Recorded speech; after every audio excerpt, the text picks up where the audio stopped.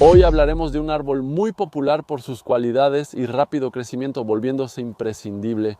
Entre permacultores, en agricultura centropica por su biomasa, en ecología por fijar dióxido de carbono, 2 y en agricultura para producir madera.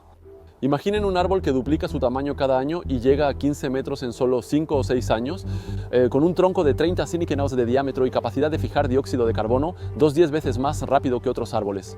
Este árbol es el Paulownia, y mientras algunos ven ahí un lado un poco mágico, otros piensan que tal vigor debe necesariamente ocultar algunos defectos, y algunos incluso llegan a temer su lado un poco invasivo. Entonces, ¿es el Paulownia tan mágico como dicen? ¿O al menos solo un poco interesante? ¿Cuáles son todos los usos que se le pueden dar? ¿O será que estamos ante un nuevo invasor que hay que eliminar? Todo eso lo vamos a ver en este video.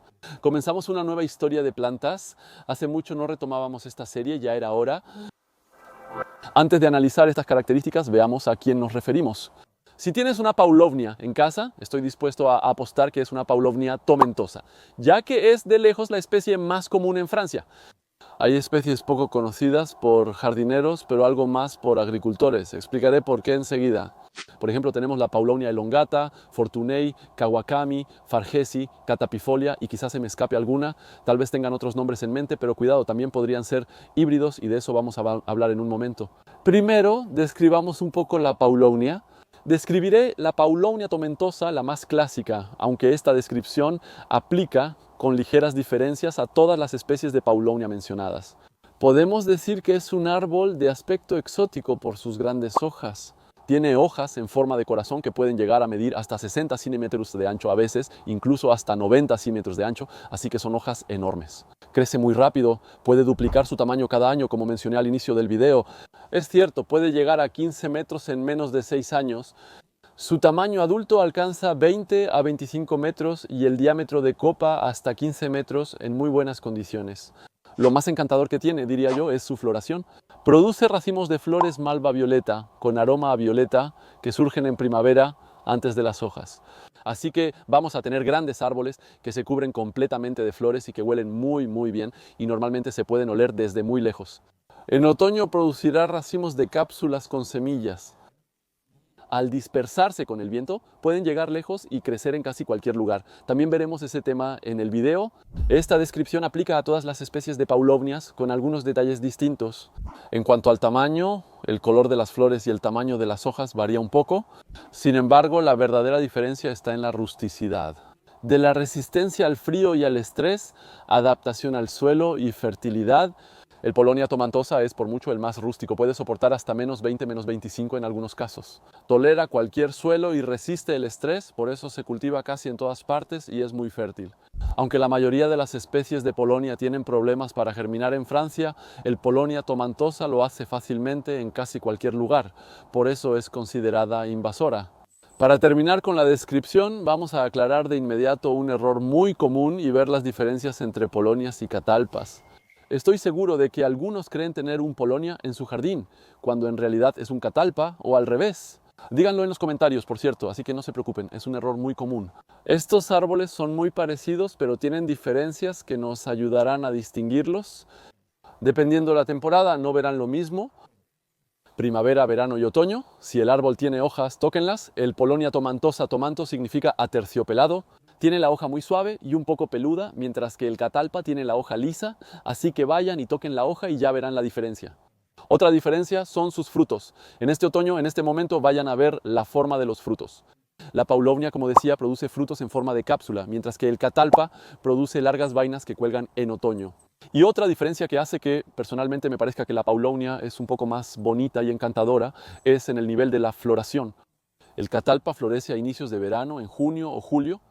Mientras el árbol está lleno de hojas, va a producir racimos de flores más bien rosadas, claras, incluso blancas.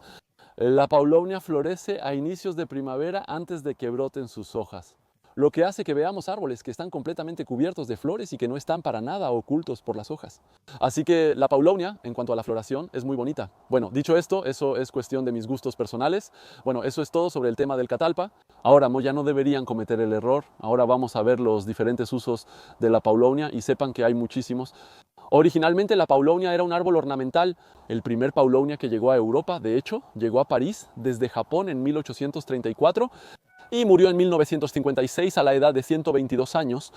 Para quienes creen que el Paulonia es un riesgo en Francia, en realidad ya lleva mucho tiempo aquí y entonces en cuanto a los usos, como decía al principio, llegó originalmente como planta ornamental y hace unos 20 años empezamos a encontrarle bastantes usos.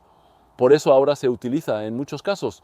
Primero vamos a ver los usos particulares, jardineros aficionados. Uno de sus primeros usos va a ser realmente un árbol de sombra. Es un árbol que se puede plantar en algún lugar y producir un espacio sombreado en unos 2 o 3 años. Como el frijol mágico de Jack, no estoy seguro. Bueno, en fin, eso es, tiras una paulonia en algún lugar y en 2 o 3 años, 4 años después ya tienes un buen espacio sombreado. Solo por eso está genial.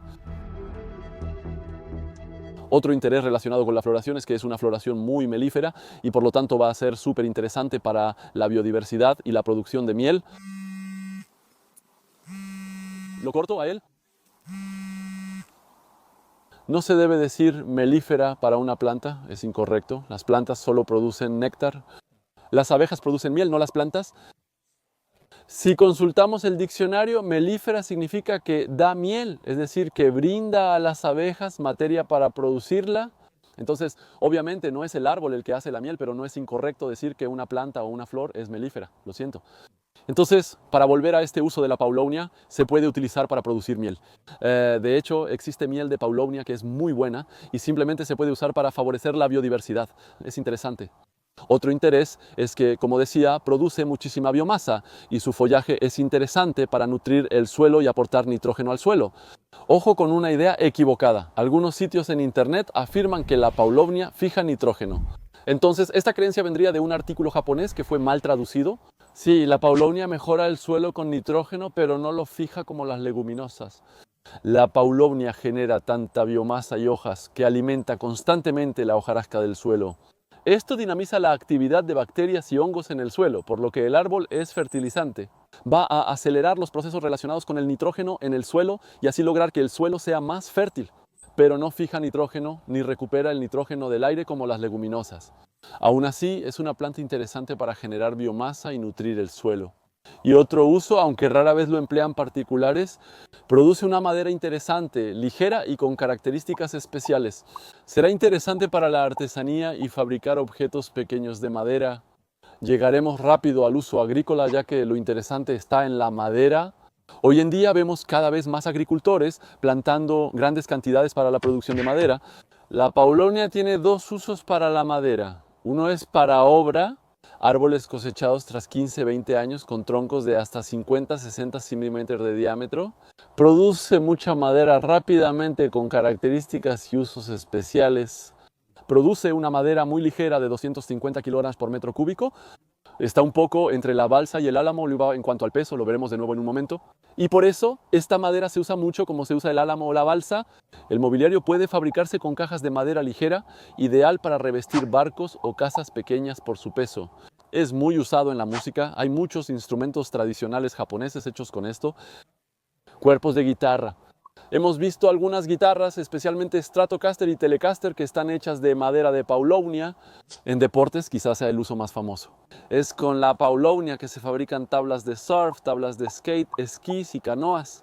Muchos usos están relacionados con el hecho de que es una madera muy ligera y que, una vez seca, no se deforma. Otro uso de la madera de paulonia será como biomasa o madera para energía. Se utiliza para hacer pellets, bolitas y pulpa de papel. Para este fin, las paulonias se cosechan más rápido que para madera de obra. Se pueden cortar o cosechar paulonias desde la base. Cada 5 o 6 años vuelve a crecer desde la misma raíz, pudiendo repetirse 4 o 5 veces. Entonces, durante 20 a 25 años vamos a hacer de 4 a 5 cosechas. Bueno, no voy a entrar en detalles agrícolas. También se usa como árbol forrajero, ya que su follaje es muy apreciado por los animales. Puede usarse para alimentar rumiantes, aunque este uso aún no está muy desarrollado en Francia. Todo eso hasta ahora era para mostrar el lado bonito y casi mágico. Polonia, y ahora vamos a volver un poco a la realidad y aclarar algunas ideas preconcebidas sobre el Polonia. Si ya has oído hablar de esto, estoy seguro de que ya has escuchado algunas cosas sobre el Polonia, como el hecho de que produce una madera imputrescible. Bueno, ningún tipo de madera es imputrescible y eso no existe. De no ser así, desde el Carbonífero estaríamos bajo la biomasa. Así que todas las maderas se descomponen, la paulonia tal vez tenga una madera que tarde más en descomponerse. o tal vez ni siquiera, en realidad. De hecho, si decimos que es imputrescible es porque contiene muy poca humedad, por lo que los hongos tienen dificultad para desarrollarse en ella. O también porque tiene poco almidón y azúcar, por lo que no atrae a insectos xilófagos que comen madera. Además, esta madera se seca rápido y no se deforma con el uso. Entonces, es interesante y algunas industrias lo van a llamar imputrescible, pero eso es más bien un aspecto de mercadotecnia, quizá para desarrollar su producción, pero en realidad no es tan imputrescible como dicen. Va a ser muy interesante y va a tardar mucho en pudrirse en uso, realmente estando seco. Por otro lado, si lo usas en el exterior, aunque esté protegido de la lluvia, si está bien tratado y barnizado, puede durar de 10 a 15 años. Si no se trata, en 5 a 8 años comenzará a pudrirse. Si lo usas afuera, bajo la lluvia o donde le caiga agua, se pudrirá tras algunos años. Entonces no es imputrescible. Otros sitios dirán que la Paulownia es muy resistente. Como mencioné, la densidad es de 250 q-merontes entre la balsa y el álamo. Por otro lado, para todas esas otras características, resistencia a la torsión, tensión, presión, todo eso, les pongo los números aquí. Esto proviene de un documento de Fibroise Bretagne que les dejo en la descripción debajo del video, que les va a dar mucha más información sobre el Polonia. Entonces, decir que el Polonia es resistente, sólido, todo eso, no, tiene ciertas características, pero no se puede decir que sea tan sólido como eso. Lo vamos a usar para hacer, como decía, revestimientos de barcos, de casas pequeñas. Vamos a hacer canoas, tablas de surf y skate, todo eso está padre y ligero, pero no usen eso para estructuras de casa. Se puede hacer triple A, pero no la estructura. La Paulownia no es resistente. Y entonces, ¿qué hay de esa idea de que la Paulownia es un árbol que va a almacenar muchísimo carbono, 10 veces más que todos los demás árboles? Pues no es una completa tontería, ¿no? De hecho, podríamos decir que la Paulownia es capaz de almacenar 10 veces más dióxido de carbono que los árboles que almacenan menos. Sin embargo, no es una buena comparación. El almacenamiento de dióxido de carbono 2 está ligado a la producción de biomasa. Aquí les pongo una tabla que creo es de Fibroise Bretagne, donde verán la producción de biomasa de distintos árboles. Y bueno, ya vemos de inmediato que sí, el Polonia es el más productivo. Eso no es falso, pero de ahí a decir que es 10 veces más productivo que los otros árboles, no, eso depende de con qué lo compares. Comparado con quienes producen poco, es 10 veces más, pero no tanto frente a los que producen más. Pues bien, es 2 veces más productivo, eso ya es interesante, es 2 veces más productivo que el Douglas o que el Epicea de Sitka. Es 4 veces más productivo que el pino marítimo, que de todos modos son los árboles más productivos que conocemos, así que bueno, es muy productivo. Dicho esto, cuando un sitio afirma ser 10 veces más productivo que otros árboles, podrían haber dicho que era el más productivo, pero no que superaba a todos por 10 veces. No soñemos, mejor hablemos de su lado invasivo, que asusta a muchos. Entonces hay que saber que este tema realmente está reservado para el Polonia tomentosa, como decía, que sí es realmente capaz de reproducirse por todas partes. Hay algunas regiones en Estados Unidos y en el sur de Europa donde se ha visto al Polonia tomentosa invadir ciertas zonas. Como mencioné, no se instala igual en todos lados. Podrá instalarse fácilmente en áreas perturbadas como bordes de carretera, terrenos baldíos, taludes y zonas urbanas, y todas las zonas donde regularmente puede haber suelo desnudo donde las semillas van a germinar fácilmente, pero rara vez o incluso nunca se han visto ecosistemas equilibrados invadidos por la Paulownia. La Paulownia tiene muchas dificultades para instalarse y germinar en lugares vegetados bien desarrollados. Principalmente se instalará en zonas perturbadas, por lo que el riesgo de considerar la especie invasora se ve sobre todo en áreas artificializadas y degradadas. En el entorno natural no ocurre, lo cual es un primer punto tranquilizador. Los entornos agrícolas, por ser zonas perturbadas, suelen tener suelos desnudos, riesgo real, y entonces para limitar este riesgo los investigadores han desarrollado especies, o más bien híbridos, entre especies que son poco fértiles o incluso completamente estériles. Por ejemplo, el Polonia chantón es un híbrido entre el Polonia tomentosa y el Polonia fortunei.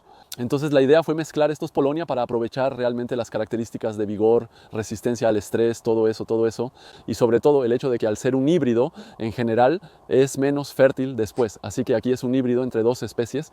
Tendremos híbridos de 3 especies que serán menos fértiles. Y algunos híbridos que son creados en laboratorio por clonación, ni siquiera sé cómo lo hacen, pero esos son considerados completamente estériles. Les mencionaré algunos nombres que anoté. Turbo Pro, Próxidos Cotevisa 2 in vitro, 112, J2N2, Nordmax 21 y Phoenix One. Tienen nombres geniales. Dicho esto, no puedo profundizar mucho en eso porque es bastante difícil encontrar información sobre el nombre real de la planta creada en el laboratorio y el nombre comercial que le da la empresa que la comercializa. Así que es bastante complicado dar información sobre eso, solo algunos detalles que he visto al respecto. Es que la información que tenemos sobre la esterilidad o la poca fertilidad de esas plantas, pues no tenemos mucha perspectiva al respecto. Y entonces, cuando decimos que una planta es completamente estéril, aparentemente lo sabremos, estaremos seguros en unos años, pero por ahora no estamos muy seguros. Vi una información, no recuerdo dónde, si la encuentro la pondré en los subtítulos, decía que el lado poco fértil depende de la temperatura de germinación. Por ejemplo, Polonia tomentosa. Él va a germinar en cuanto tenga 2 semanas consecutivas a una temperatura de 15 grados Celsius, mientras que los híbridos van a germinar siempre y cuando tengan 2 semanas a 25 grados Celsius. Por eso ellos tienen mucho más problema para germinar, porque en primavera es raro que tengamos esa temperatura. Eso es todo por ahora. Pero ¿quién puede decir si algún día no tendremos un clima que se caliente un poco y entonces semillas que germinen un poco mejor? Ese día habrá más problemas además de Polonia. Son sitios donde puedes vender Polonia si eres agricultor, pero igual puedes encontrar lo que buscas. Mucha información sobre los Polonia, entonces cuidado, a menudo son personas que van a resaltar cierta información, pero no toda, así que tengan cuidado con lo que leen. Quizá haya más enlaces, revísenlos en la descripción bajo el video. Si tienen preguntas o incluso testimonios, déjenlos en los comentarios porque yo también siempre tengo curiosidad de saber más sobre esto. Si les gustó, dejen como siempre un pulgar arriba, compartan el video y suscríbanse al canal si no lo han hecho ya. Y si quieren apoyarme, pueden hacerlo a través de Tipeee. Debe haber un enlace por ahí en la descripción. Gracias a quienes lo hacen o lo harán. Sin ustedes no podría dedicarme a esto. Bueno, nos vemos muy pronto en próximos videos. Saludos.